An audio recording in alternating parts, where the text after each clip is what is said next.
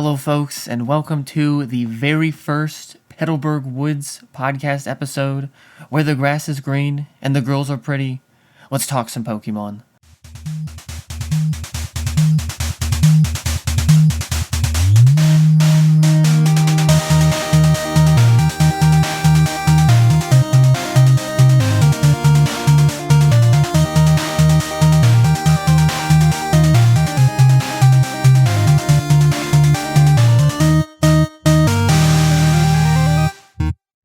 I'm one of your lovely hosts, Droomish, as always. And I'm your other lovely host, Capreo. How you doing? And welcome to the inaugural episode of Petalburg Woods. We're very excited about the show, and we're so glad that you could join us. Yeah, I'm stoked. I can't wait to get into it.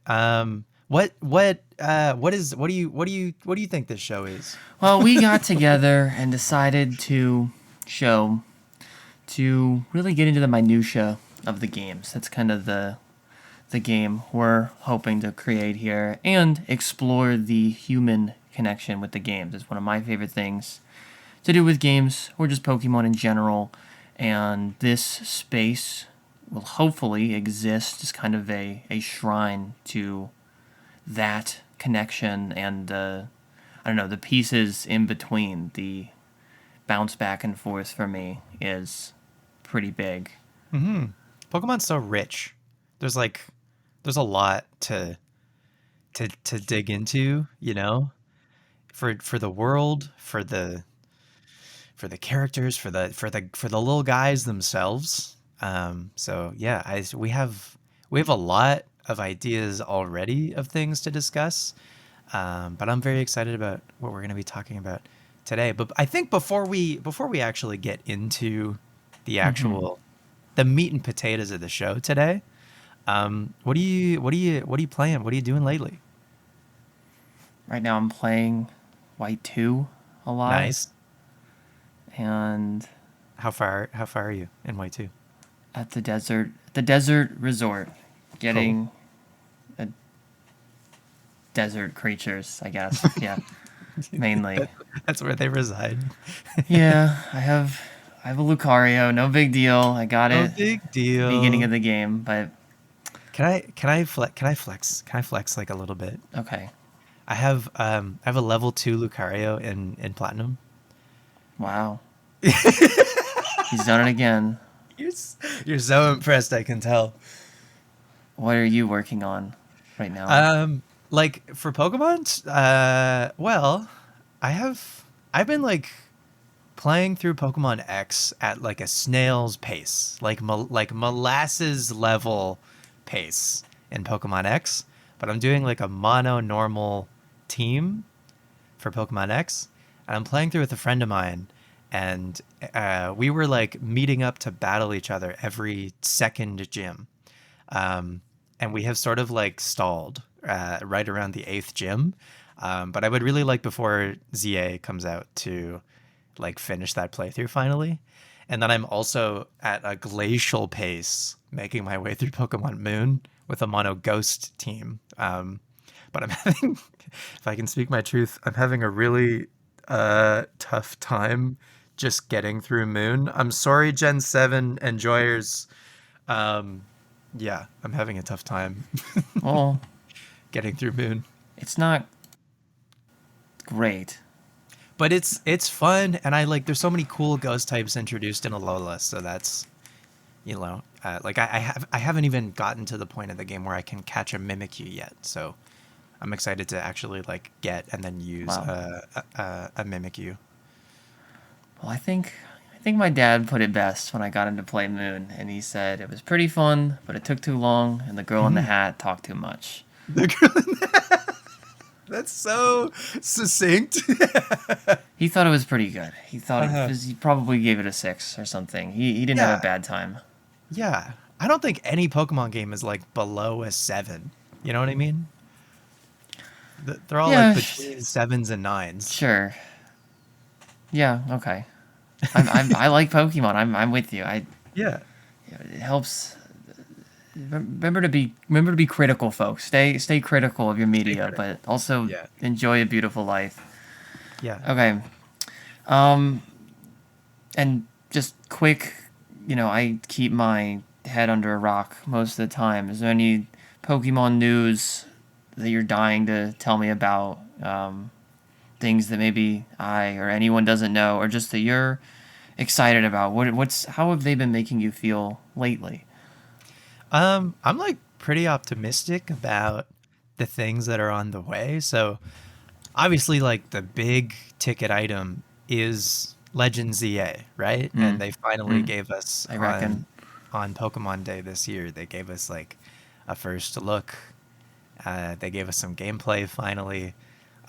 So that was great to see the new mechanics, the way that like Lumio City is going to be presented in this game. What do you think of the Legends EA stuff that they've shown so far? I'm moderately excited. I mean, Hmm. trailers don't get me going a huge amount. I think I liked the themes that I was seeing the most, and that Chikorita was there. But mostly, I think I don't know, the environmental storytelling was going in a decent direction for me. I would say I like the pretense of, because I guess one of the things that did top my potato, I suppose, was that Mhm. it's like a couple years after X and Y, which feels very satisfying to a big old X and Y Yeah. head. And I like the presumed battle that seemed to be kind of unfolding of like, like this super modern town dealing with a natural world, or preserving a natural world.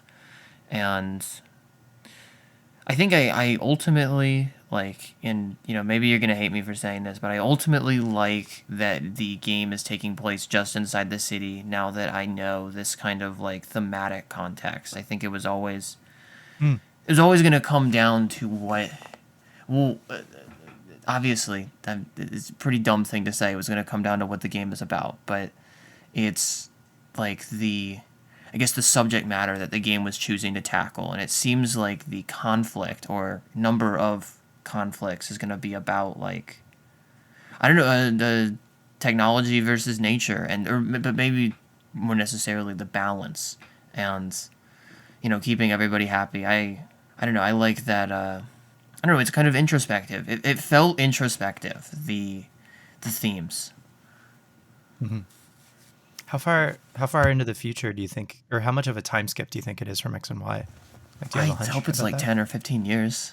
That would be nice. Yeah, yeah, because it'd be cool to see a bunch of the characters from X and Y return. Anyone that you're particularly excited to see come back Um, from the X and Y Tierno cast? mainly. Tierno, yeah, I hope he's dancing all over the place. Yeah, I hope Tierno's there, and um, it could be nice to see like Lysander and like he's like, I don't know, like being like he's like in the back of like a cart on a horse, like he's being imprisoned or something. I don't know.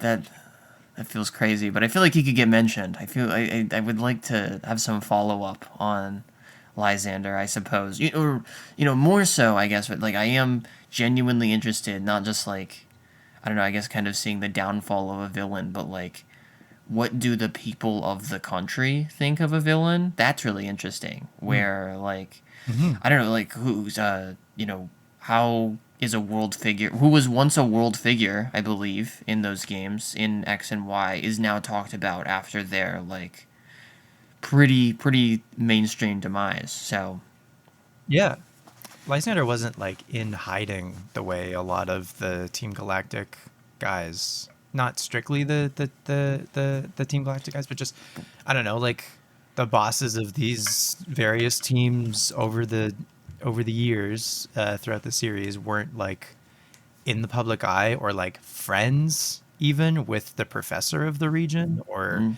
grabbing enemies coffee even. with the champion of the region, you know? Like it's true. That's That's a great true. point about Lysander. Just like he wasn't hiding. He just was like he was hiding who he was and his intentions, but he himself was still like in the public eye. You're right. That's a great point. Yeah, I don't know. I think it's cool Mhm. overall. Are you excited about I the guess I guess sorry, go what? ahead. No, I guess I'm impressed with the like the lens. Maybe lens is a good word for all of it. It seems limited, but I already feel like it has Hmm. depth. It's deep already. It feels that way. But we'll see as usual. Um, and are you excited about the starters? Yeah, they're pretty Yeah. good.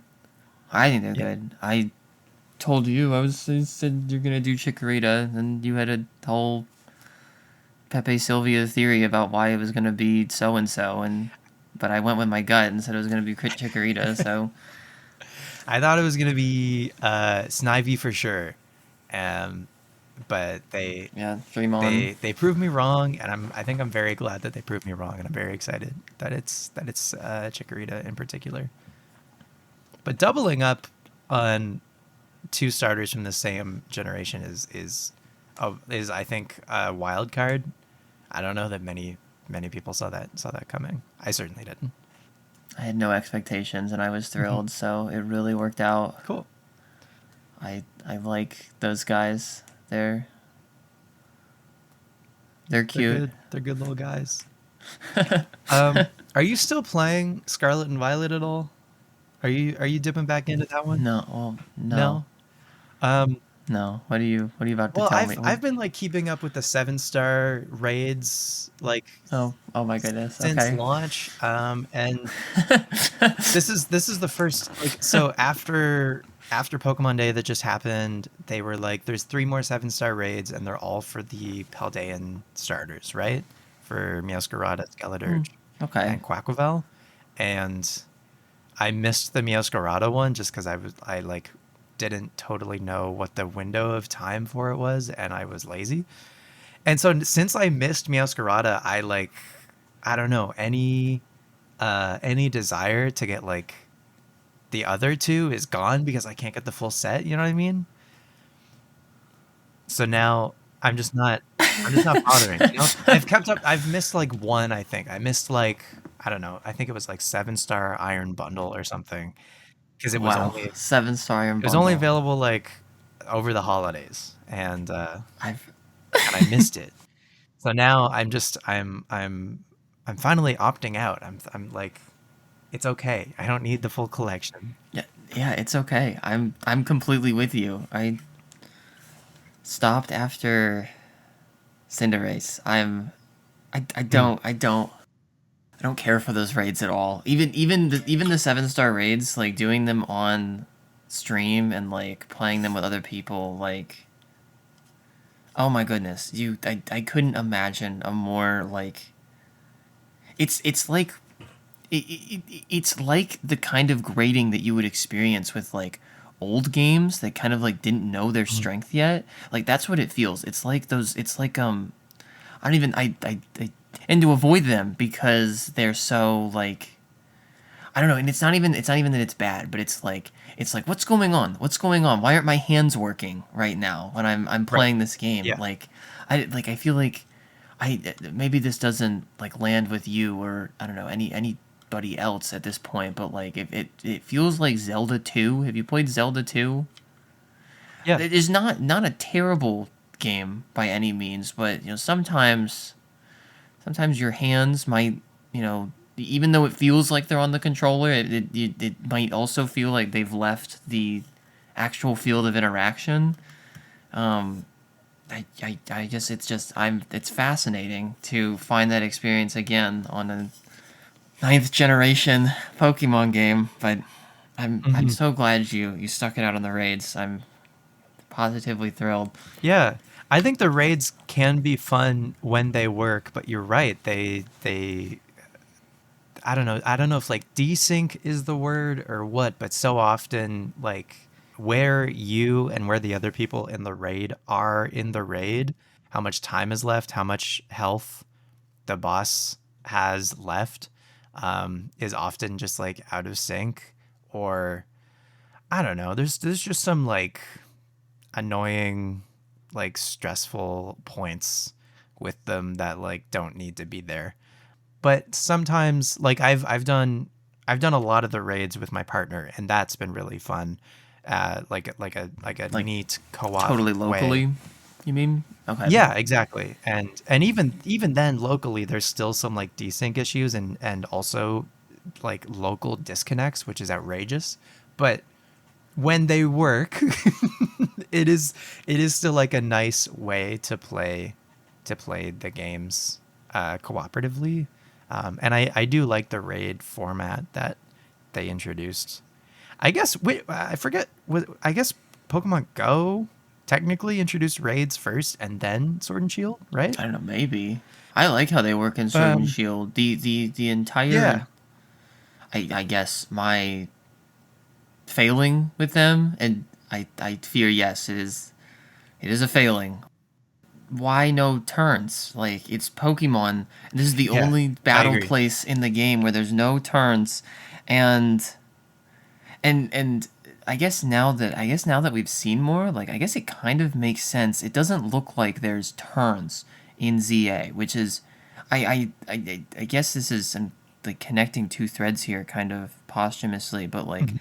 I appreciate that they want to move towards combat and gameplay that is ultimately free of turns because like that was always the idea. I know like I feel like a lot of like the what is like Pokemon's identity in many ways is like vestiges of game design in like the 90s. Like you couldn't Mhm. make like a free fighter monster game, so we got to do turns. We got to do one guy at a time, and we got to have health bars and random encounters and stuff. But I don't like this period where the dream is kind of like half alive, if that makes sense. Mhm. Like there's parts Yep. of it that are like I don't know, like the I don't know, the world in Scarlet and Violet is so nice, but when like old Pokemon isms like they clash for me really Mhm. hard, and when they I guess you know like any game they get out of the tunnel.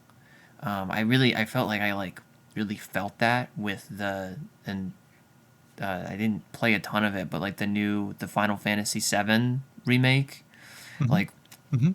when that like dream like fully comes alive, it feels so good for like the complete like matrix or not matrix but like the complete evolution into like this is an actual fight. Like we have like RPG mechanics, but like I've got like resource gauges and like a little free roam arena, and like this like I'm fighting them. Like it's not a chess game anymore. Like this is a fight, and that is crazy.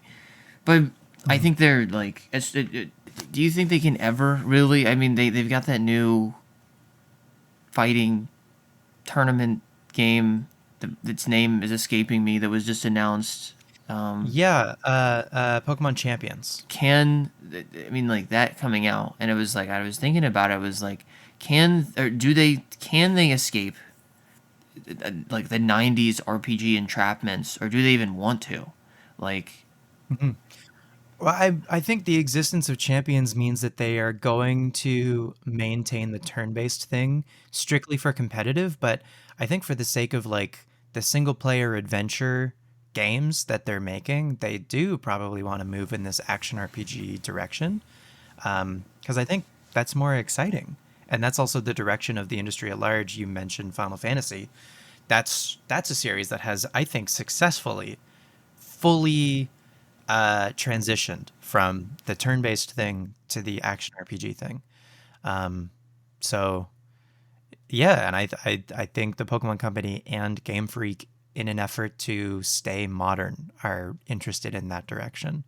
Um, and then with Champions, I think it allows them to keep the two things separated, yeah, which is cool. that's a really thoughtful analysis. I kind of thought like I saw Champions and kind of thought like, oh, is this how they're finally gonna rug pull showdown? But I guess that guess that remains to be seen. I kind of assume that's like Champion's purpose in several ways. Like maybe in Mhm. one convenient way is to let's finally deal with Showdown, but I don't know anything about that. Right. Well, it kind of depends on what Champions offers because Showdown has all these tools, and if Champions is just going to be like a stadium game or a battle revolution that is purely meant to like showcase how cool Pokemon battles are in this like high fidelity presentation, that's great. But if Champions itself doesn't have a way for you to design a Pokemon exactly as you want it to be and then go and battle with it, it's not going. Showdown isn't going to go anywhere. Showdown is entirely too useful. Yeah, I saw on the I didn't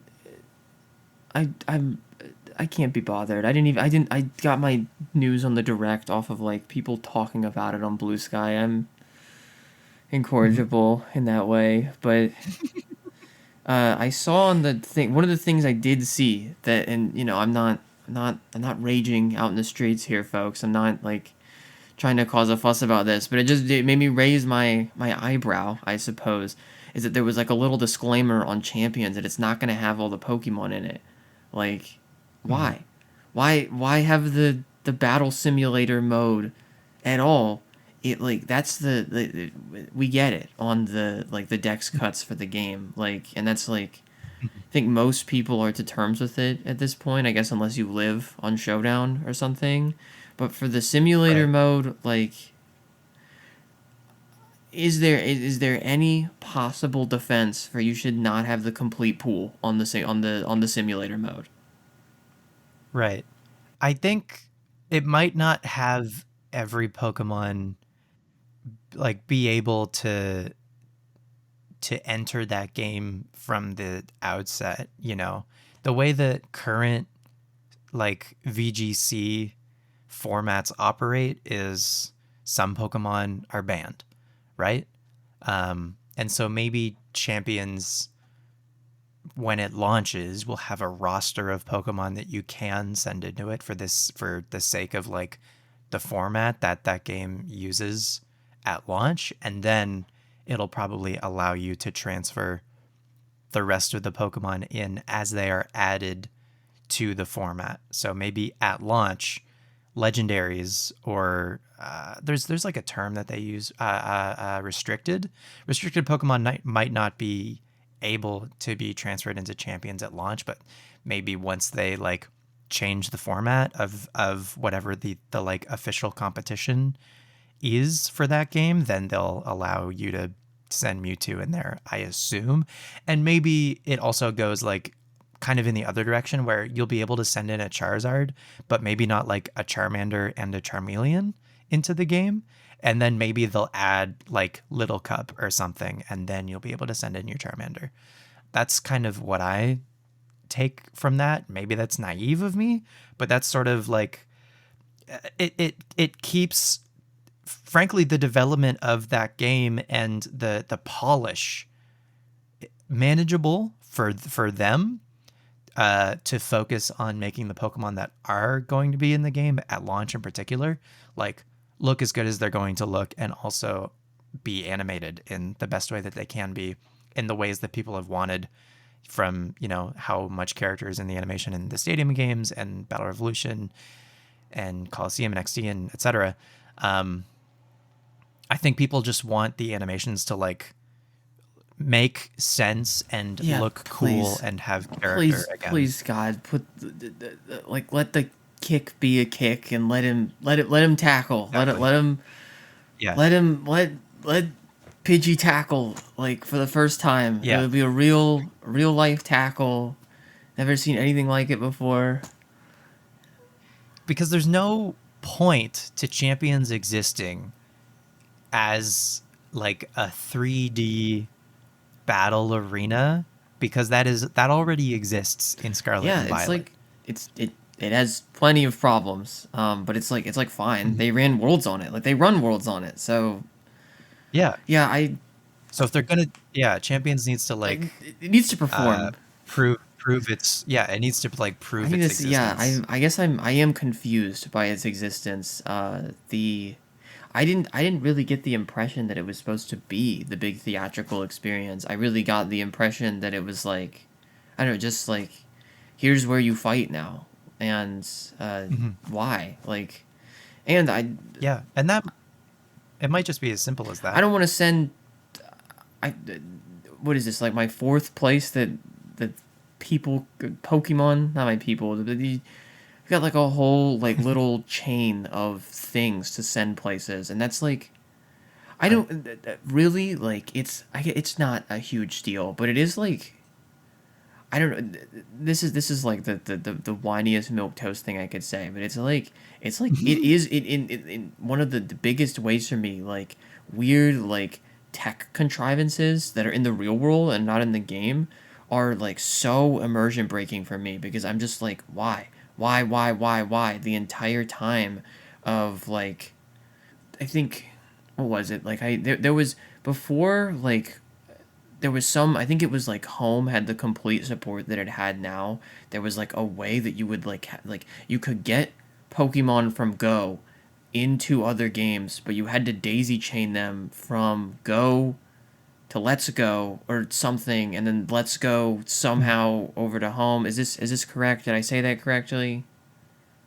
Yeah, before you could send Pokemon directly from Go to home, you could send them from Go to Let's Go using they effectively replaced the Safari Zone in Let's Go with this park that it was almost like a PAL park, but it was like you could send your Go Pokemon into the Let's Go games, Okay, and then they were on your Switch and in the Switch like ecosystem. great news. I hated that. I hated Yeah. having to send three three chains. It was a three chain to get, and I had to do it. And all my friends at the time, because I was the only loser on the undergrad university playground with Let's Go, and but everybody played Pokemon Go, and when they did Mhm. Meltan and Melmetal, everybody wanted to be my friend all of a sudden, Mhm. to get the Meltan box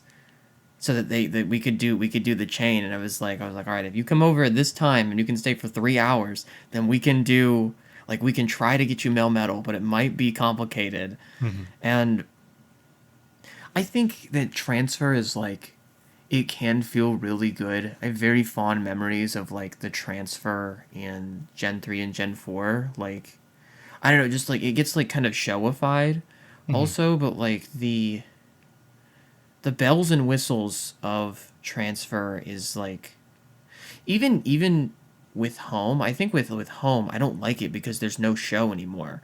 And I'm like going into, like, I'm going into the bank and like making a withdrawal or making a deposit, and it's like, Mhm. this isn't fun. I have to order, like, it's like nice, it's this, there's like all this spreadsheet information Mhm. that exists, but I don't feel curated, I suppose, with this. And then it's Mhm. like, I don't know. I mean, it's like I'm whining a whole lot about nothing, but it's like it's not like an experience I look forward to. But I say, like, the contrast of that is like, and even though you can only do it once per day, which was ridiculous, but Mhm. like sending stuff from my Game Boy to my DS was like, oh my goodness, I'm gonna send a Electivire, or that's not possible, but I'm gonna send Mhm.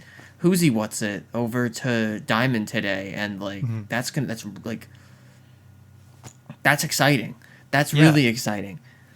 And Yeah. sorry, like, you just grew up, truthers, but like, I was transferring stuff last week and I had the same feeling, and I'm a 20 something now, so like it is just fun when there's the Mhm. show, when Mhm. there's they did a catching show. I loved the catching show. Mhm. And they attached a score to it, and that felt cool. Like, oh, I got the high score at the PAL Park. Like, Um, yeah, just, I don't know, meaningless like spreadsheet work. Like, that was like accounting. That was accounting in its highest form. mhm. And I feel like they were able to cook something. I get the point of having a hub, but I don't. I just am like exhausted by the like. Have you ever seen the home grid, or not the grid, but like the map, the home map? Yes. Like, And yeah, and all of the arrows between home and the right. different games and like how they all sort of interconnect. Yeah, I don't. I mean, it's like a cool picture to look at, but then I like you start doing it, and it's like, oh my goodness, I just want Glammeow. Like, I just want my cat in this Mhm. game. Like, I agree that like the pomp and circumstance of the Pal Park, and then also that like that mini game between Gen 4 and 5 where you have to like use that like touch screen like catapult thing, trebuchet, so fun. Yeah, the the trebuchet little is like awesome. yeah, that little like you would launch the Pokemon in their Pokeballs at or no, you would have to launch the Pokeballs at the Pokemon jumping between like hedges, and the legendaries would be harder to catch. And Mew in particular was a little bastard jumping between those hedges. But that's fun to do if you're doing like 6 Pokemon at a time. It is not fun to do if you're doing a mass transfer, IMO. Oh well, yeah, of course not. There's six at a time. Like you do the math real Yeah. quick. And particularly like I mean they got rid of the daily limit, I think in Heart Gold Soul Silver, and maybe also Platinum for the Pal Park. But at least Diamond and Pearl in the beginning, it was like you would do 6 guys a day, and that was it. And you could work around that by changing the clock on the DS. But that also is like a weird real world tech contrivance that like is a workaround to just being able to get my Meowth into my diamond. Um, so I actually I Pokemon Bank is like one of my like top 5 most played 3DS games. Okay, I What spent a lot of what time. is what is wrong with you? Like, I spent a lot of time in Pokemon Bank organizing and like because okay, I that's and okay, girly. Gen 6 was the first time I like completed a living dex, and so I spent a long time in Bank like sorting my guys into the different boxes, and also like the boxes into folders and that whole thing. And so I've also spent a lot of time in home.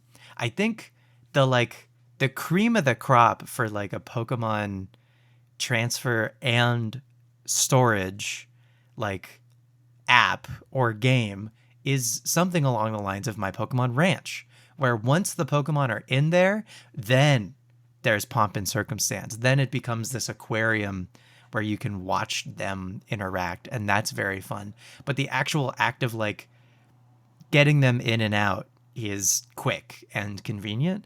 But then, like, it would be so. I think home would be so much better if once the Pokemon were in there, you could like visualize them, and it wasn't this clerical, as you say, spreadsheet of just like data. Um, I think that would make home a lot more fun. That's a great point. Yeah, I'm completely won over by your point on that. Nice success. Yeah, it should be. I mean, it's called home, but it's Mhm. not. It's not very homey, It's folks. not. Explain that one. It's not. It should be called Pokemon XL. Yeah, it's pretty. There's not much. I've tried to like oh home is fun and I like this and I think I like that color green and that's I like that color green The and color green is doing a lot of heavy lifting. it's a positive shade for Mm. sure. And then they have some cool ish Pokédex stuff if you like really dig in where it's like Mhm. you have like home dexes and they've done a lot with that and there's like achievements and there's a mobile client. Mobile client's probably the biggest grab for me is being able to do it all on the phone. Mhm. Um, It is weird that they like have different features separated between the Switch version and the mobile version. Like there are aspects like you can't do the global trade thing that you can do on the mobile version of the app in the Switch version, and you also can't see your like game-specific Pokédex completion in the Switch version, but you can on the mobile version. There's a bunch of like, again, as you mentioned, the weird tech contrivances that I don't know, like why don't both, or maybe like the mobile version, it would make sense for that to have maybe fewer features, but like the Switch version should No, have yeah. everything, right? I use my phone for like the phone client feels better. Like the phone client has more game in it, which is so strange. Like, because that's like not even the place where the Pokemon go, but Pokemon Right, that's Go. Pokemon Go. Yeah, exactly. Yeah. This feels like a good segment into, or a good segue, if you will, into our, let's call it like a half, maybe 3/4 of a topic for our inaugural episode. Just kind of, I don't know, parsing things at this point. But for as far as the generational aspect, like the chain, so to speak. There's one chain that I thought of and wanted to present to my pal Caprio here, and you lovely folks. I think is the definitive chain in all of Pokemon. Well, I don't know, maybe not in that light, but let's just freaking talk about it. Recently, I had this thought that just it's like the first set of games, the Kanto region, they have done that so many times, because we're talking about the Kanto region, but also this Kanto, and that Kanto, and this Kanto, and that Kanto. There are 6 Kantos in total. In total, Caprio, there are 6. There are 6, and they're all different. They're all their own places, which is, I don't know, like, I don't know if disturbing is the right word, but it is like when I I don't know, like had that thought, I was just like, what the hell? Like, kind It's a of. lot. It's a lot of Kantos. I think it's always kind of dogged on for being the place that Game Freak defaults to and has returned to so many times. And I think like the fault lies with Kanto being the quote unquote post game of the Johto games. That's the reason that like you've seen Kanto so many times. And then I guess also the Let's Go games didn't help. But yeah, there's a lot of different versions of the Kanto region. And you're right, they're all different. They all have their own quirks. We've got, just to quickly set the stage, we've got, of course, Gen 1, Red, Blue, Yellow, where they originated. Following this, we had Gold, Silver, Crystal. Then don't get mad at me if I get it wrong in the comments again, but it's like 3 years later, I believe. Yeah, I think it's a 3-year time skip. So there's a time skip. You get to see some new stuff. And then they redo the original in Fire Red and Leaf Green, which is, mild differences here and there, but then they added a sub-region to it, an archipelago of islands called the Sevi Islands. And then they remade the time skip, of course. You got to remake the time skip as well in Heart Gold and Soul Silver. And then Let's Go Pikachu and Eevee, this one's just amazing to me because it's the remake. At least, I don't know, what is Let's Go Pikachu and Eevee? That's probably a pretty good icebreaker for your deep Pokemon heads. Like, what is this game? Like, I always, like, especially like when I'm like working on a video that it comes up in. I make videos, by the way. You didn't know that about me. I always like I feel like I kind of like sidestep my own questions about it because it's so unclear what this place is, and I'm like, what is Let's Go Pikachu and Eevee to? Not even, I think there's there's distinct enough like minutia between all of the other ones except for Red, Blue, and Yellow. Like, what is this? Like, it's the little things. It's the little things that bug me. The Let's Go Kanto feels, I don't know, to me it feels other. To me it feels like non-canon. you know? Interesting. I just blanketly, I've never heard that before. I've always, it's all like, I go on GameFAQs and people are like arguing about like Timeline C. Have you heard of Timeline C? No.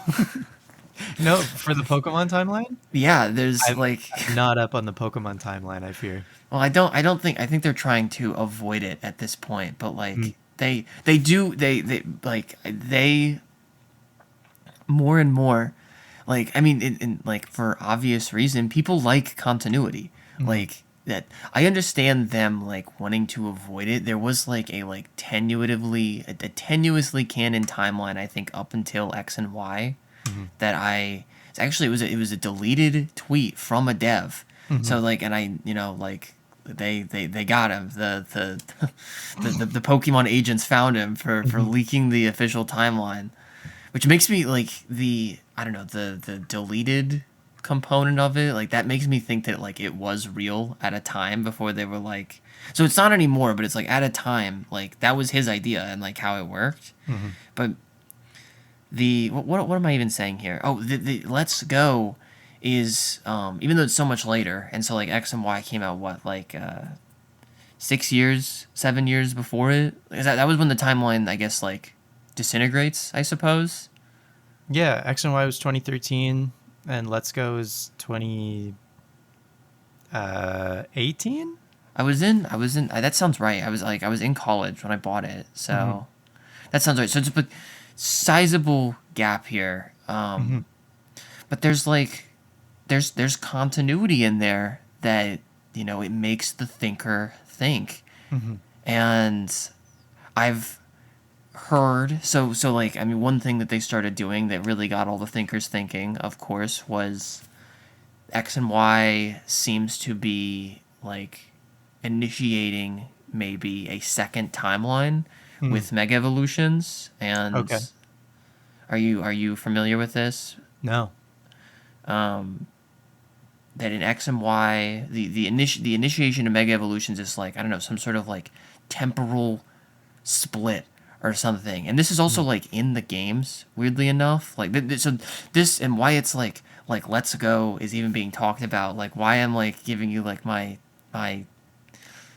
extremely harebrained scheme about Let's Go is because all the way back in Omega Ruby and Alpha Sapphire, they like Mm-hmm. sort of like, I don't know, like I don't know, they like wink nudged it, kind of. They like sort of invited the thought because there's a character. Of like a multiverse. Yeah, there's a character in those games who like very overtly goes like all but confirming it. She's like, they're trying to get rid of this meteor, and she's like, no, please don't get rid of the meteor, because, in just a big hypothetical here, but if we get rid of the meteor using our mega evolution power, there might be another timeline out there that doesn't have mega evolution power, and that would be really crazy if it did, but I really don't think we should do that.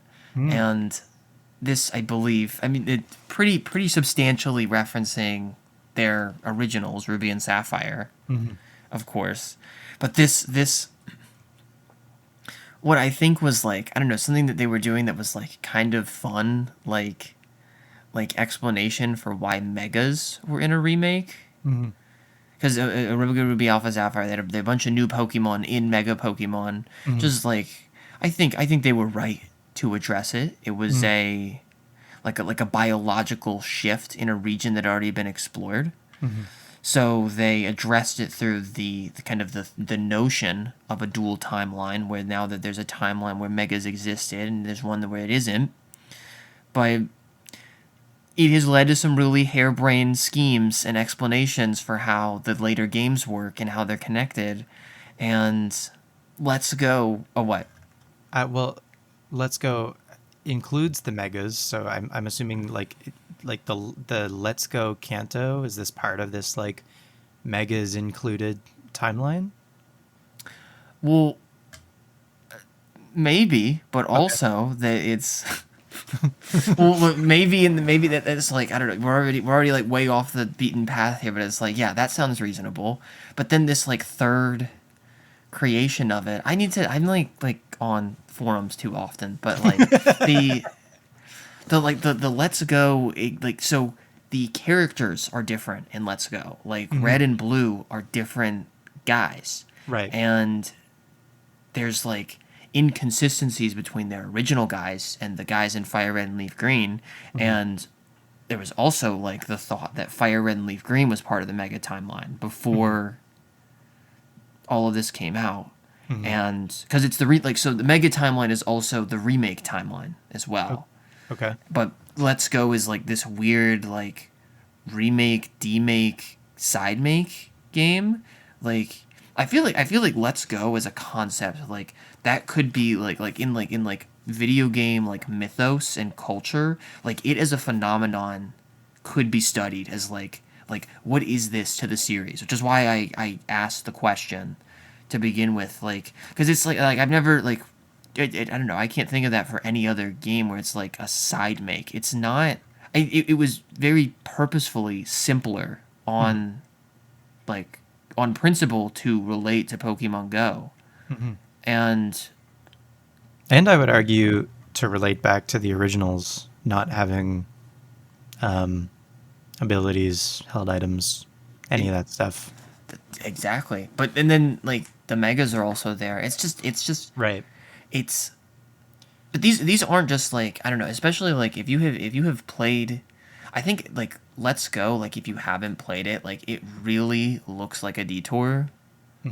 It certainly did to me before I was convinced to buy it, but it's like it really is an experience, like especially because there's so much like there's so much whimsy in the game also, but it kind of I think when a game is like put well, like I don't know, it's not exactly like well put together isn't exactly the right words that I'm looking for, but it's like maybe like well articulated, or kind of like it's like not pulling any punches, like it's there's no like Marvel irony happening here. There's no he's right behind me, isn't he, in Pokemon. Like it's all played straightforwardly and earnestly, Very and earnest, yeah. there's investment in that earnestness and in that like you start thinking about it. Like that's what invites you to like take it seriously. And I'm like, yeah, that's interesting. That's interesting. Why is that girl from Sun and Moon at Vermilion City, like what does that mean? What does that say? Do you know what I'm rambling about now? I don't. They have Mina from Sun and Moon, Oh, right. She shows up. Yeah. but interestingly, I believe she was only in the Ultra game. So they have No, she's in she OG. She's in OG Sun and Moon, but I think she becomes a trial captain in the Ultra games. there's I you know, It's I been a didn't minute. I didn't do my fringe Ultra Sun Ultra Moon character homework, unfortunately. No, me neither. This is all going off of. This I remember that this is like another component, her like difference between Sun and Moon and Ultra Sun and Moon, and then being shown in Let's Go is like a piece of evidence on the corkboard of what this means for the timeline, and she can be connected to it. Right. And that's it is, and it's like oh my goodness, we're so in the weeds. It's like this is like none of this matters, but it's like they're like I think Pokemon's like probably biggest strength over the years is that what you said? It's the earnest, like the earnest gets you to like not just like you don't just play the game, but you sleep on the game, you ruminate on the game when it's earnest like this. And then they've got 6 versions of the same world ultimately, and it's like I don't know, and then like your human brain like wants to kind of square it away, like because like there's like characters that you know that are like, well, blue isn't that blue, and then this blue is maybe a different blue, And this blue is green. and this blue is green, and now green is here, and real green is looking for Mewtwo. This is awesome. Yeah, and then green. Yeah, you're right. Green becomes an actual character. And in Let's Go. And the Pokemon Adventures manga is canon now, like Right. That's a good point. which like that. That was huge. That was such a cool moment in Let's Go. They had. I feel like I'm just so like off the deep end in the weeds here, but That's the point of the Um, show, baby. uh, but yeah, but this is a long time ago, but it was like an original Sugimori render of they just needed a third person playing the game because there were Right. three people, and of course you've got red, and then you've got blue rival Gary Oak whatever, Right. and for the third person they just showed like she's kind of like a stock image, almost like a me of a girl, Right. kind of. She's got like let's say like I don't know like almost waist length brown hair Uh-huh. and It's like a a black dress. yeah simple black dress Yeah. and the the Mad Lads over at the Pokemon Adventures manga, they needed a third character for their official manga. Uh-huh. So they used this girl, and 20 years later, there was like I don't know, it was like oh my god, like like gratifying doesn't even begin to describe it because it's Right. like I grew up with this manga and it's like oh this character is like she's cool but it's like this is like I don't know one of the weird things about it because she isn't real like she isn't real to the realness. Well, what do you think of the character Leaf in Fire Red and Leaf Green? Well, she becomes Leaf in the manga, so it was like fixed, kind of. Hmm. But and Leaf is real, but then they put Green in Let's Go. I'm Right. I'm confused by Let's Go, to say the Right. least. Yeah, I'm yeah, to say the I'm least. fascinated by Let's Go. Right. I have a question. Just like because you had mentioned when you were convinced to get Let's Go, when Let's Go came out, were you excited about it? Did you get it at launch? Um, I didn't, for what it's worth. well, I did get it at launch, but I wasn't going to. And Mhm. the reason why I did get it at launch and I ultimately got excited about it was because of the paired play feature. I The had two-player thing. Yeah, yeah, yeah. yeah, did you ever do that? Yep. It was okay. It was pretty Yeah. fun. I think it's a great way to play through that game. And I had some roommates at the time. They didn't have Switches, and they were like, I think they were kind of charmed. The whimsy that shone through in the commercials, and I don't know. We had kind of like I mean like I'm of course very into Pokemon. That's never lost on me. But I was like I don't know if I'm like I have like a like I remember one of the thoughts I had like looking at the game like not really knowing what to make of it was like I have a Leaf Green save going right now. Like do I really need this game?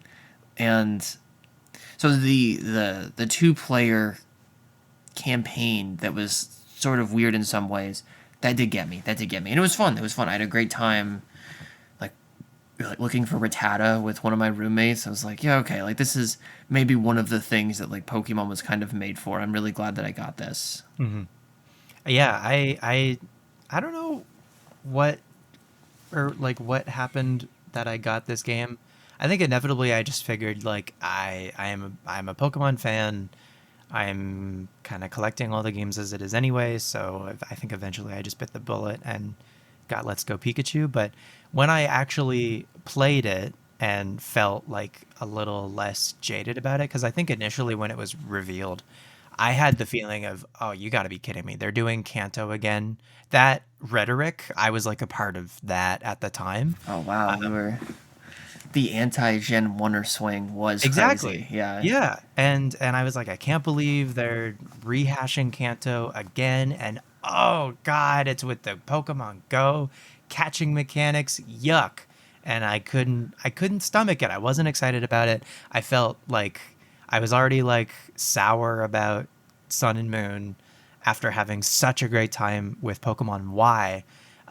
So then I just like fully dove back into Gen 3 and like avoided any Classic. of like Okay. the new Pokemon stuff at that time. But then when I did eventually give Let's Go Pikachu a chance, I had a great time. I thought like particularly the amount of care they put into the cutscenes in that game.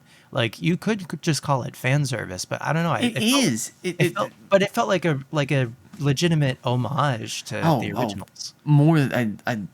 I couldn't agree enough. Like every like that's like I hate to say it, and I like hate me to say it, folks. Also, this is probably the best version of Kanto. Like Whoa.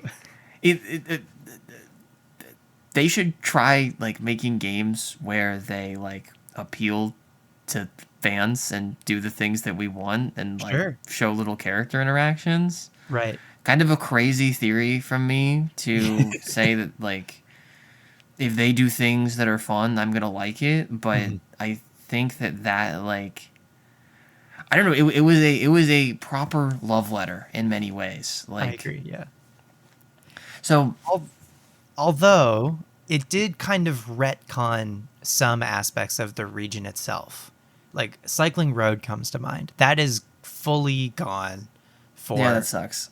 It just what is it sucks. like Pokemon Path or something? It's okay. I don't Yeah, hate it.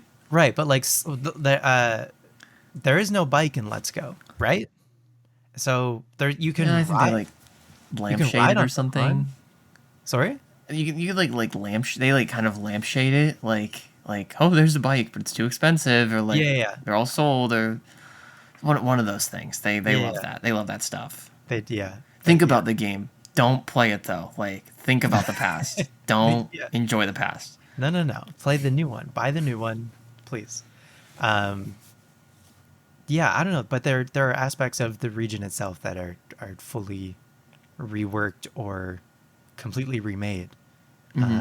and yes, I think Cycling Road is like the biggest example of that, but there are other parts of the Kanto region that they changed. Um, but I think yeah, you're right. By and large, Let's Go is the best looking, obviously, that Kanto has looked, but I don't know that it's like my favorite representation of what the region is.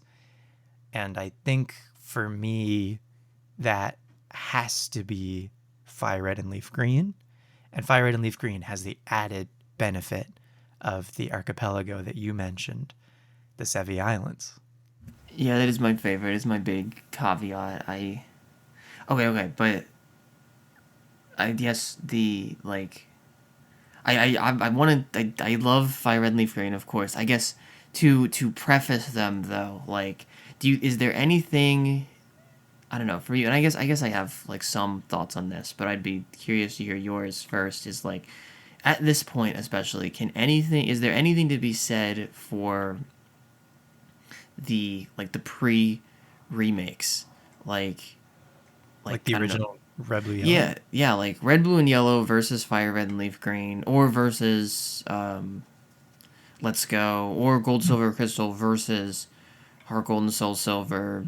I don't know, and this is like especially with Gen 3. I know it's a very hotly contested. I've seen the contesting on online on YouTube and stuff, but like what for you, what can be said for those pre remakes?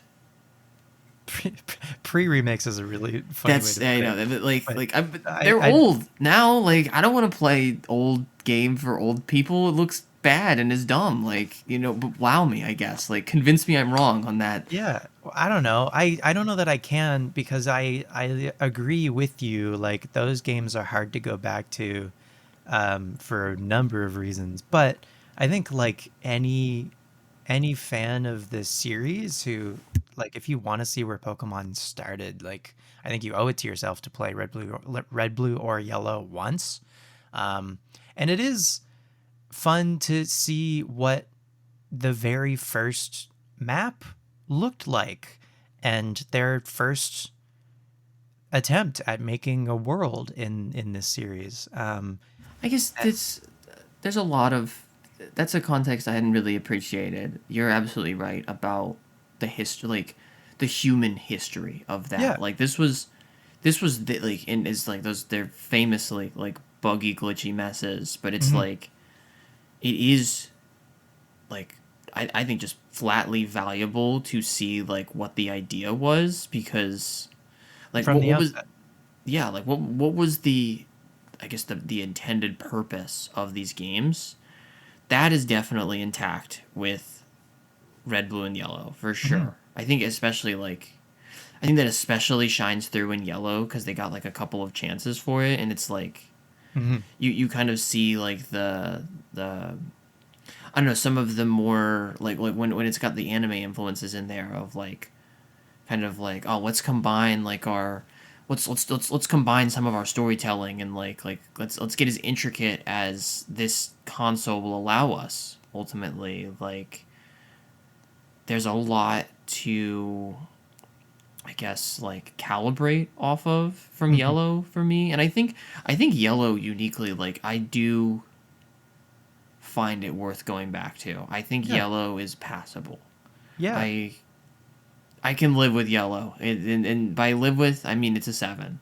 Like I think Yellow has maybe more to offer than Red and Blue. Um, the I mean the fact that you can use all three starters is very cool, but just playing through the game I think is more fun. Particularly with you mentioned the way that they integrated aspects of the anime, like Jesse and James and Meowth are characters in Yellow where they weren't in Red and Blue, for instance. And that's just fun. That's just like plain fun. But it's cool for the Team Rocket interaction to be changed from a nameless grunt to these like larger than life characters that you already like from the show that you're watching every Saturday morning already, to then also see them show up in your game and you and your Pikachu now get to face off against them and their Meowth at like the end of Mount Moon, for instance. That's just fun. And that's just, I think, gives Yellow more of an identity and more of a reason to go back to again versus the original Red and Blue.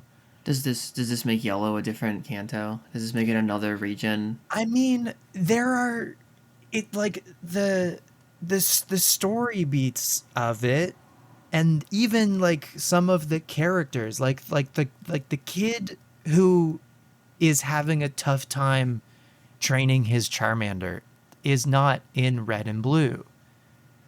It's true. All right, The it's the 7 now. the nurse Joy, the nurse, sorry, not the nurse Joy, the officer Jenny, who has this like rogue Squirtle, and all of these are like tied to episodes of the show, right? Like where Ash, like loosely tied, right, to Yeah. how Ash got the starters in the show. Um, but like those interactions and those characters aren't in like the original Kanto. The region itself is like largely the same, but at least like the events and the characters are different. So like, are the events and the characters enough to make it a different version of Kanto? I think yes. Okay. I agree. I We're just on the thought it'd same be we're on the same interesting. page. Yeah. I Um, just wanted to hear you it's talk. it's it's a good thing it's a good thing we got a show now. Um, but yeah, I don't know. I think Yellow just is more more worthwhile for someone to play now, and also it looks better. It just has better colors, better sprites. Um, it maintains some Gen One jank mechanically, but there's charm to that. Yeah, I love the jank. Love my game jank Yeah. when So I it's guess amenable.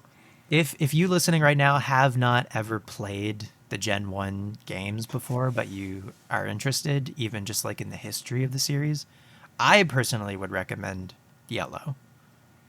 I don't know about you. It's all right. It's fun. It's fun. Yeah. Rainy day. Ran out of games. Ran out of games. Games are expensive, but Games are expensive. Yeah, for sure. it I is don't know. on. Maybe someone comes across a copy of Yellow in their attic. It's worth it. I don't know. I guess it's just maybe this really is more not to my taste. I think it is like surprisingly hard. Okay, it's not that it's like the loading times or like the time in between things is like so bad. I think it's like I don't know. I guess for like the function that's being performed, like it just like feels kind of slow for what I'm getting, and maybe like a slow play would be in order. I could probably enjoy a slow play, but if it was like my job one day to get through Yellow, like I would need I would need $100,000 the day of, like, type of deal, because it's Really? just it's tough. I mean, it's tough. It's like, especially when it's like, do it, play the game, like finish Pokemon now. It's like, this is not fun. So if you ever need to like go back to those games to get footage for a video, you're like, this is more of a chore than going back to any other game? I think so. Well, Okay. Gen 5 might be tougher, might be slightly tougher, but for a much different reason. Hmm. Um, yeah, I like you just. It's not even. It's just like But spending time in Gen 1 Kanto is not as enjoyable. Is that kind of the vibe? it, when I'm like forcing it, like when it's like I think it works. Like you can play, let's say, I don't know, Emerald and Platinum, because they have Battle Frontiers, are probably the best examples of this. You can play them as dedicated RPGs, where you are ripping through the game like with a party, doing your line of guys fighting another line of guys. But I think these games that are like, as much as it like tries to sort of obfuscate this point that is like ultimately narratively driven, you need to slow down and smell the roses, even just for it to be like not grating. And that isn't not true with Emerald and Platinum either, because like I think you're just going to enjoy it more. I think that they've just gotten it like, especially a game that has VGC, a game that has like a really intricate post game, you are going to be able to extract value when you just rip through the game. I don't Hmm. think that that is possible with Gen 1. I think, unless you're speedrunning, of course, which that is like a vibrant thing, but like to, I don't know, force like it, because it's like rigid in a way. I mean, it's Gen 1. It Hmm. doesn't necessarily look the worst. That's pretty subjective, but Hmm. to I guess to rip through what is such a, like, it's a complete package for one. I mean, like, once you beat the Elite Hmm. Four and catch Mewtwo, like, you're done.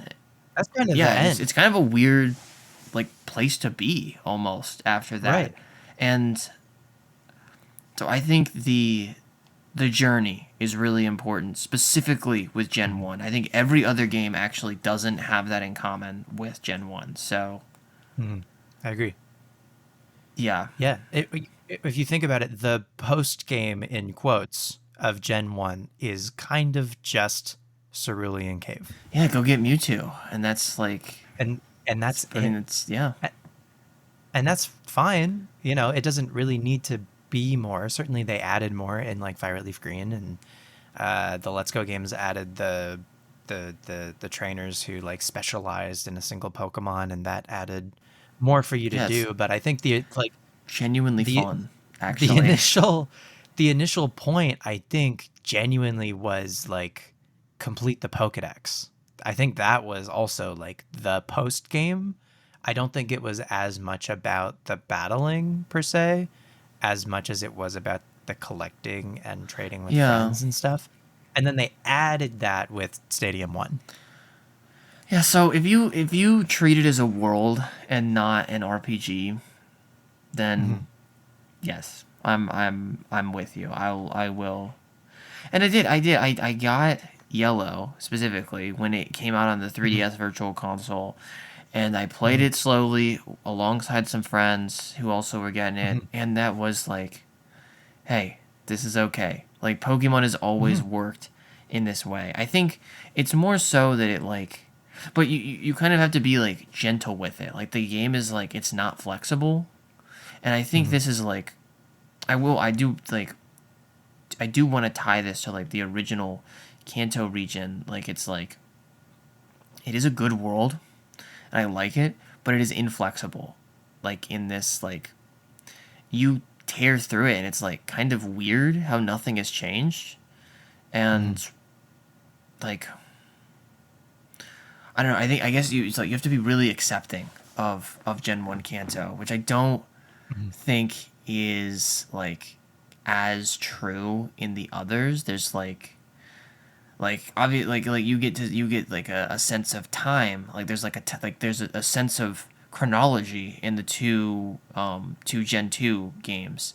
And then Fire Red and Leaf Green has its, I guess, its own contained chronology, and also, but like, world beginning as well. The world is beginning, and it's, I guess it's not really in the same realm, but like, I guess as far as I guess this goalpost that I've moved over here, like, what are you gonna get that's better than the anime? What are you gonna get that's better than, like, let's go on an adventure around this country, and we love this country so much we're gonna go there 7 different times. So how fun is that? And show you a new It's nook this time. it's true. Yeah. Anime Kanto, I think, is where Kanto in the games is kind of this like avatar that you can place the personality and the memories of watching the show onto. And so much of Kanto's identity, I think, comes from the show more so than any other region.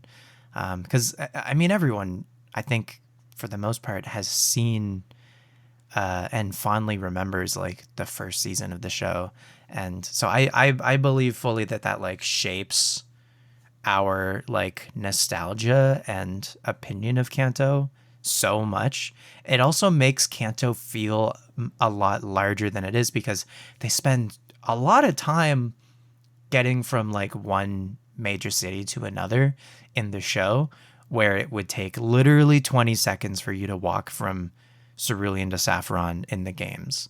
But like that's a whole 12 episodes in the show, but it makes Kanto feel like a much more substantial place than it actually is in the games. And they're like, actually, the towns are actually so awesome in the shows. I Like, agree. I have such, like, a fond reverence for Saffron City specifically, of just the, Hmm. not even like anything. I mean, it was like, there was this whole crazy thing going on with ghosts and psychic Pokemon, and Sabrina, Sabrina like was kidnapping people and the turning them best. into dolls. Yeah, she's messy. She is a messy gym leader. But the way that the city was portrayed is kind of like, I don't know, this like sub metropolis, with like the gym being like kind of this like weird icon in the middle of town, but there's like a downtown, and there's like, there were like, I don't know, like, I specifically remember, or maybe hopefully I didn't just like imagine this, but like the image of like the, like, in city walkways, like along city walkways, like little squares of green with trees in them, with little Hmm. fences around them. And it's like, Hmm. for a sprite based game that is like with tiles, like, that's, I imagine that's kind of complicated, especially to look right from an overhead view. But like, I Hmm. cannot separate that construct from the idea of like the type of city that Pokemon tries to provide. Right. And like, that's captured in the anime pretty well. And I think, I mean, now that it's like totally 3D, like, I see that pretty frequently. I don't know, like the city trash can, or like a bench or something, like these like weird little like, bits and pieces of a town that you're like, that like really it's like this is the thing that makes up the town. But Hmm. that's hard, especially in like, I don't know, really up until like even, I mean, Gen 5, I guess they got particularly good at that, on doing it on sprites. But it's still like, Hmm. it was always like, it's like evocative because it's sprites. It's like you were using the sprite medium to evoke the actual medium, which Hmm. is, oh, and perfect. We have this anime that like kind of does that imaginary lifting, the heavy imagination lifting right after that. And then, yeah, just like you said, I Hmm. because everybody saw the first one, and you're like going from like what is like graphically maybe the roughest looking games, but it's like, this isn't, I don't know, this isn't a fork. It's like, it's forky, or like that type of thing of. But you can like really really impose with those games, because like, I guess because the jump is so, I guess, like, well defended on either side. Yeah. Yeah, the original games are like so simple and so stripped back that you can let your imagination do the heavy lifting. You can let the show do the heavy lifting, where the game is like an approximation of what they're trying to like convey. But you can you're invested enough that you can fill in the blanks yourself to make the world feel more substantial than it is. Right, which is I think that's just the power of sprites. Like I think they were always like they Mhm. were all I still hope, I don't know, I feel like a big coper, but like a modern sprite based Pokemon game, that would be pretty good, I think. They Mhm. probably would hit it out of the park like relatively easily. I mean it's like you lose a lot of confusion, I guess, when you don't have like 3D models and mapping to worry about. But Mhm. sprites are just so perfect for evoking this imagination, like off of like relatively simple imagery, because it's like it's very much like it's like miniatures, models, and toys Mhm. ultimately. That is Yeah. like, oh, like this, yeah, this is just like Pokemon Junior. Like I know what I'm really playing though. Yeah. Yeah.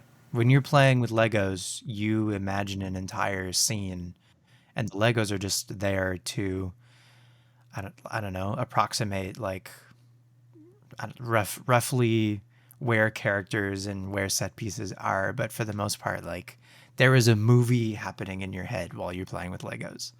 And I think something similar happens when you're playing Gen 1 Pokemon.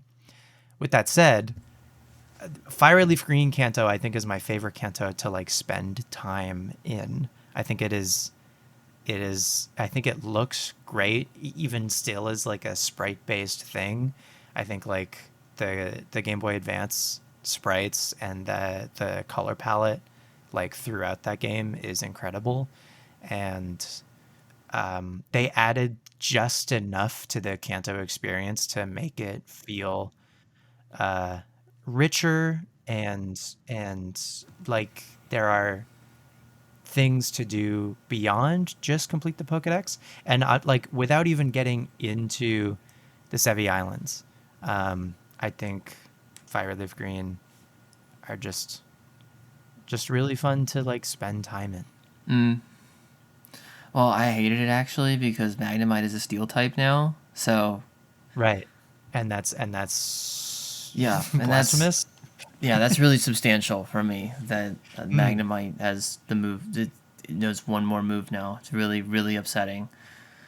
how dare No, I they? think it's probably my perfect place. Well, the I don't know if it's like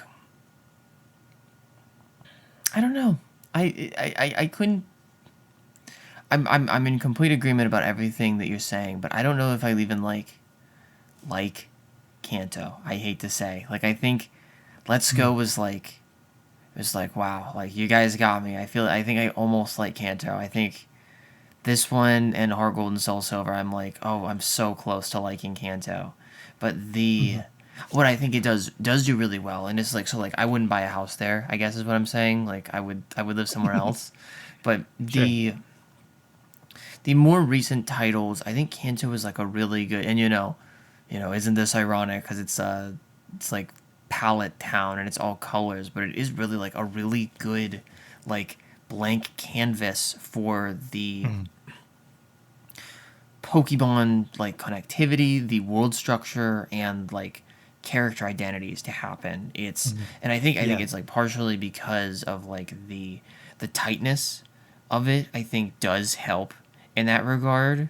Like the tightness, like it sort of frustrates me, especially in like red and blue. Like I'm not in love Mhm, with the tightness, but I think that the tightness in fire red and leaf green, and like I guess it feels to me at like least slightly looser in Heart Gold and Soul Silver is I think actually mhm, really helpful because of like how packed it is. There's so much to and not even like not I don't mean this at all in like game terms, achievements, battling, whatever, but like there is I don't know, just like corners to walk around, like people to hear from, hear their stories, and just get kind of like, I don't know, maybe like a tourist experience. I Hmm. I mean, I have to. I'm appreciating it at least. I don't know if I love it. The I think like the tightness is just not to my taste, but it does kind of highlight what is so good about Pokemon. And Hmm. I don't know, I'm being extremely wishy washy about this, but like I don't know. I wouldn't swim in that pool, but like it is like it's an effective pool Hmm. in this way. So I think it's kind of emblematic of what a good enough region design can kind of do for like how you're supposed to play these games. I think it incentivizes. That was what I was looking for. Like this structure incentivizes you to like play with it like a world Hmm. instead of a story. And like I guess as like an example of the bad, like I guess my Kanto opposite, or not opposite, but like its inverse is like Sword and Shield is that way, and Sword and Hmm. Shield has a fun story. It's like I kind of like the opposite thing about Sword and Shield, where it's like, oh these for me. I don't understand how so many people don't like this part of it, but the story is fantastic. I love watching these characters grow.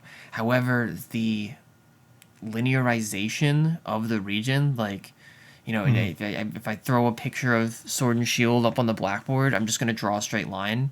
Like, Right. you are just It RPG'd around the it just map. takes you. Yeah, it just takes you from story beat to story beat to story beat in Sword and Shield. But it's like Kanto is kind of like a carnival in so many ways, where Hmm. it's like it's tight and everything is in front of you, and these towns are really close to each other. But it's like let's go in that house. Let's go in like let's go in every house because of Yeah. the way that I'm being led around here, instead of like these are not really tangential straight lines, and that is, Hmm. I guess both. I guess I mean like I just prefer a more open region, ultimately a more Hmm. open playground, but like Hmm. I gotta appreciate what it does, what it does for Hmm. the experience. Hmm. So much of what, or so much of like how they made Kanto and also the characters that they decided to put into that region are for the sake of like onboarding you into Pokemon's conceit. Mm, And mm, Kanto, I think, particularly like after you beat Surge, right? I, Because from that point on, you kind of just go in a straight line. mm, You know, yeah, you go to Pewter, you go through Mount Moon, Mount, you go through Mount Moon, mm, mm, you go to Cerulean. There's that one offshoot like up to Bill's house, but otherwise you beat Misty, and then you go south to Vermilion, and then it asks you to explore a little bit more, and you know you have to make your way to Rock Tunnel, and then all the way, like you think about the stretch from Vermilion to Celadon for that part of the game, it asks you to go a lot further than it has so far, which makes sense that it's like the difficulty of the game begins to ramp up in that there are longer sections of games now where you don't have like a Pokemon Center checkpoint or like a major city checkpoint. Um, but then, particularly once you get to Celadon and you have to do the whole like Team Rocket thing where you get the Sylph Scope, you go to Pokemon Tower to do the Marowak Ghost, you know, and then you get the flute. You have your choice of two Snorlaxes to wake up, and then it feels like, and this is all before you've unlocked. Or that's not true. Once you get to Celadon, then you can. Once as soon as you get to Celadon, you can go to Saffron. yeah, you're right. Yeah, you can't do much Because if you do it that way. yeah, You you get, cannot do much at all, but you can get like that kind of like check or shortcut, yeah. I It's guess. it.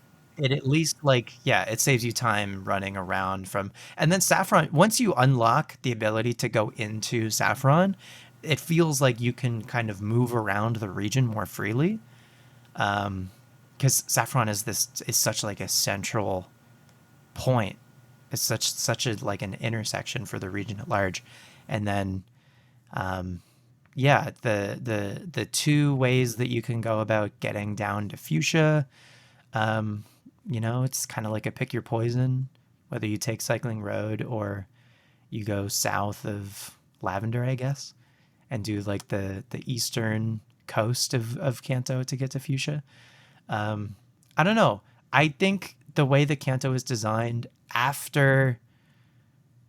basically after you beat Surge is it really opens up and it forces you to explore and kind of choose your own adventure a little bit, and then that is further emphasized by how you can do some of the gyms in a different order. Like as soon as you get to Celadon, you don't have to fight Erica right That's away. good. I know it's good. And that's one of my favorite parts about Kanto is how non-linear that part of the game is, and it sort of focuses back in once you. I mean, you don't you can do even like Blaine before you fight Sabrina, for instance, but to me it focuses back in by the time you get to Cinnabar, and then obviously it really focuses back in by the time it's by the time it's Gym 8, and you got to go back to Viridian and continue on your way. It's a But complete circle. You that did it. that It that comes full circle. midsection, yeah, that midsection is so It feels so good. It does. open. Yeah, and it gives as there's so much player choice there, and I just love the way that it like allows you to shape your own story. So I'm a big fan of Kanto's region design for that aspect. All right. So, in full, here's my final question for this topic. Which one is the best for you? I think, well, we never really got into the Sevi Islands. Did you want to? Eh. It's not Kanto, 'Cause they're- but like That's the thing, right? Yeah. Like it is attached to Fire Red and Leaf Green, but it isn't really the region in question. it affects the country in positive ways, but like I do kind of think it should be like excluded from this discussion. Okay. It's I don't know. I guess there's discourse about if it's the same region or not, but I do hold it as a different region. It's at least like a different geographical distinction. So like I think it would be kind of an unfair leg from Fire Red and Leaf Green. I think that Fire Red and Leaf Green, like it still has the positive effects are definitely still felt in Fire Red and Leaf Green. Well, you had mentioned actually the Kanto in Heart Gold Soul Silver, and that is actually that's also a very fun Kanto to spend time in for me. The Kanto that is in Gold, Silver, and Crystal is a much more like truncated Kanto by the limitations of the time. But I think the Kanto that they got to make in Heart Gold, Soul Silver was much truer, probably to the vision initially, It's and true. so and also it just looks great in Heart Gold, Soul Silver. It really does. So I think for me, it's almost a tie between like Fire Red Leaf Green and Heart Gold Soul Silver. Wow. Okay. Mine is still Let's Go Pikachu and Eevee. I fear it just it's too pretty and cute. Yeah, there's no fear. Don't be Okay. afraid. Speak your truth. All right. Just watch out for Scary Face, I guess. All right, folks. I think that's all we've got for this time. You have anything? Other comments, concerns, questions? Just one other like fun thing about playing through Oh, please. through the Kanto region in Let's Go is just the option to get the Alolan versions. That's true. That is a of that is the a Kanto sweet Pokemon. touch. I'm with. What a And- great game. What a great region. Yeah. And also the introduction of the, like fairy type existing, like there's more of a reason to use Mr. Mime, for instance, in those games maybe. You're speaking my language right now. So that is a very cool aspect of the Let's Go games. sometimes when I play those games, though, I am missing like the deeper battle stuff, like abilities, held items, and etc. But Yeah. if I leave my like, I don't know, Your RPG brain, yeah, my RPG brain, my like pokey freak, side of myself at the door when I play those games, then I have a great time. Poke freaks, poke perverts alike. I hope you enjoyed the show. That's all we've got for you this time on Petalburg Woods. You can find us outside of the forest too.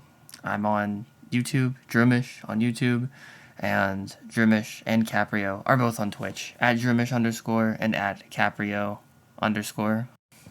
But let us know what you thought. First episode, probably doing more. And if you're on YouTube, and you liked it, like it if you liked it, and subscribe, and do all the good stuff. See ya.